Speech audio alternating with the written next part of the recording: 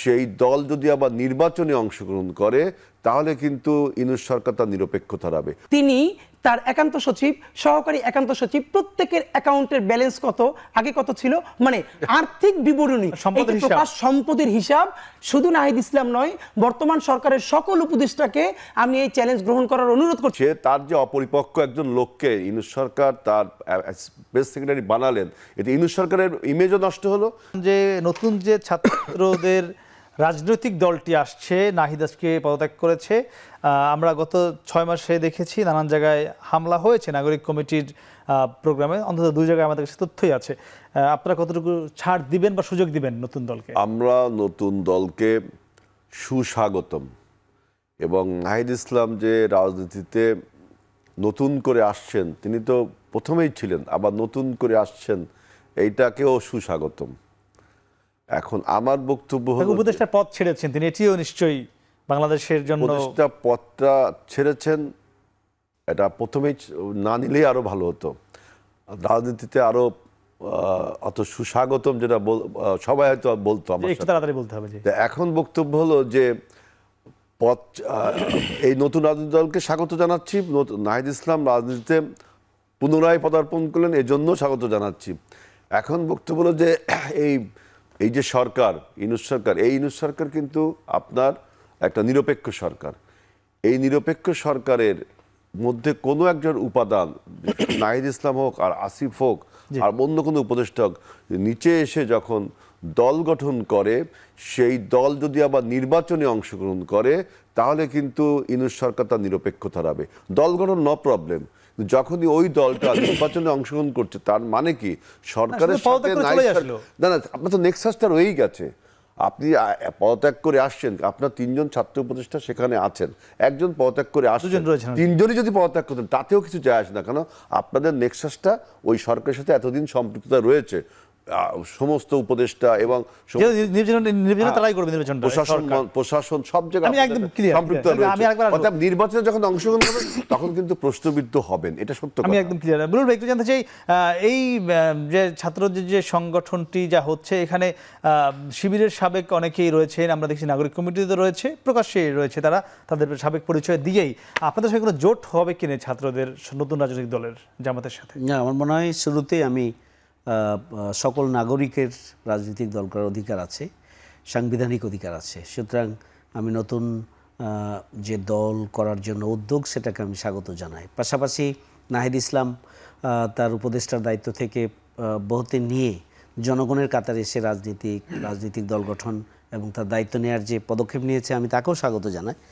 তবে রাজনৈতিক দল গঠন করা এবং আগামী দিনে ক্ষমতার রাজনীতিতে প্রবেশ করা নির্বাচনের মাধ্যমে, এটা অনেক বড় চ্যালেঞ্জ।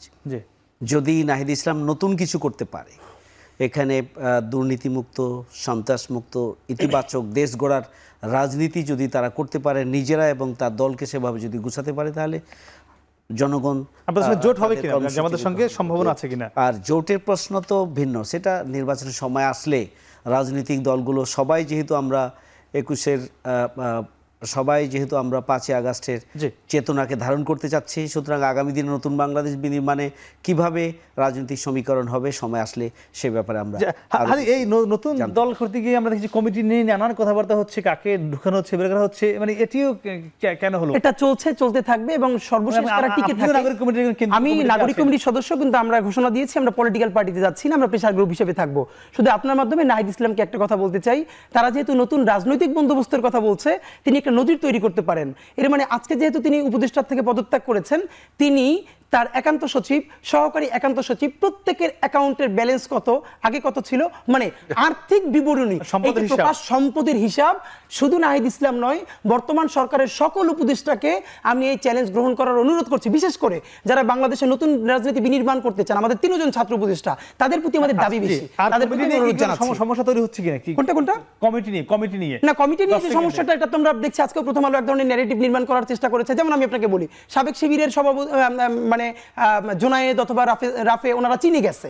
তো এখন ওনারা আগেই বলে গেছে, আমি দেখেছি ফেসবুক পোস্টে, যে ওনারা নিজ উদ্যোগে চায়না এম্বাসির দাওয়াতে ওনারা গেছেন, নাগরিক কমিটি থেকে যান নাই। কিন্তু আজকে নাগরিক কমিটি থেকে বলা হয়েছে তাদের নাম মিসইউজ করে যাওয়া হয়েছে। আমার মনে হচ্ছে এগুলো বাজে কাজ হচ্ছে, এগুলো ভালো করছে বাজে কাজ, এইগুলো করতে পারে নাগরিক কমিটির মধ্য থেকে যারা চাচ্ছে যে এখানে একটা এলিট বিউরোক্রেসি তৈরি করতে চায় তারা। জি ধন্যবাদ। আমার হেলাল ভাই, একটু বক্তব্য হলো কোনো জোট এখানে। হবে কিনা এদের সঙ্গে, বিএনপির জোট হতে পারে কিনা সময়ের প্রয়োজন? রাজনৈতিক যখন নির্বাচন হবে তখন জোটের রাজনীতি এখনো শুরু হয়নি, ওটা নির্বাচন আসলে সেটা দেখা যায়।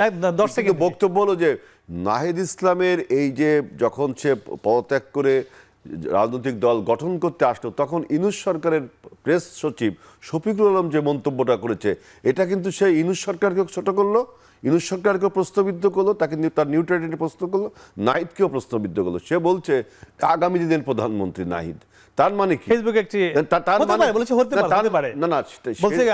অবস্থান থেকে সে বলতে পারে না, সে তার যে অপরিপক্ক একজন লোককে ইউনূস সরকার তার প্রেস সেক্রেটারি বানালেন, এতে ইউনূস সরকারের ইমেজও নষ্ট হলো। যে সে তাহলে কি ইউনূস সরকার এবং নাহিদের মধ্যে একটা রিলেশন রয়েছে। এখন যে কাদা ছড়াছড়ি চলছে, আমরা শুরু করেছিলাম, এই কাদা ছড়াছড়ি কি সামনে চলবে না বন্ধ হতে পারে? 10 সেকেন্ডে জানতে চাই বিএনপির সঙ্গে বিশেষ করে। আমার মনে হয় যে প্রত্যেকটা দলেরই তো ভিন্ন মত থাকবে, ভিন্ন কর্মসূচি থাকবে, এবং এর মধ্যেই সৌন্দর্য খুঁজে নিয়ে আগামী দিনে দেশ গড়ার জন্য প্রত্যেক রাজনৈতিক দল নিজ নিজ অবস্থান থেকে ইতিবাচক দেশ গড়ার রাজনীতি করুক, সেটাই প্রত্যাশা করি। জি, আপনাদের সকলকে অসংখ্য ধন্যবাদ। দর্শক, আমরা কথা বলছিলাম 3 জন অতিথির সঙ্গে, তারা সকলে একটি বিষয়ে একমত ছিলেন যে গণতন্ত্রের সৌন্দর্যই হলো নানান মত থাকবে, নানান পথ থাকবে, কিন্তু দেশের স্বার্থে, দেশের 18 কোটি মানুষের স্বার্থে আগামীতে নিশ্চয়ই সকল দল, মত, পথ, ধর্ম একসঙ্গে থেকে এই বাংলাদেশকে সামনের দিকে এগিয়ে নিয়ে যাবে।